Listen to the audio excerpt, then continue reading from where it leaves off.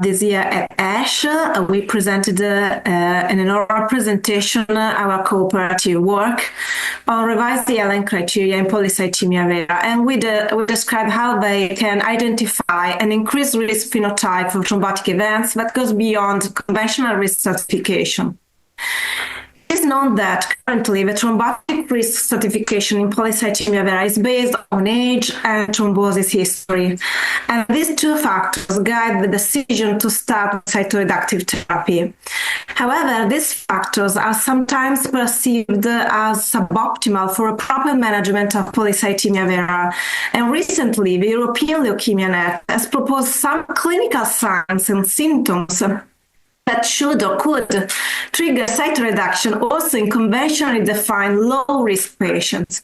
Specifically, these factors include persistent or progressive hyperleukocytosis, extreme thrombocytosis, progressive splenomegaly, inadequate hematocrit control or phlebotomy intolerance, uncontrolled cardiovascular risk factors, and severe itching. In a large cooperative study of PV patients treated with hydroxyurea in the front line, we investigated the impact of these clinical signs and symptoms of a thrombotic risk. And our results indicate that clinical signs and symptoms can identify within each conventionally defined risk category a subcohort of patients at increased thrombotic risk.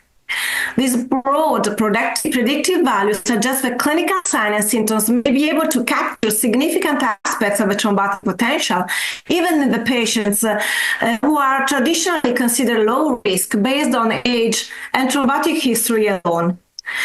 For clinicians, the integration of clinical signs and symptoms into a routine assessment could help personalize care and identify patients who potentially need an earlier intervention, even if at low risk, or maybe an intensification of a cytoreduction or of the antithrombotic therapy. In a subsequent analysis, we also identified specific clinical signs and symptoms as the most significant predictors for thrombosis.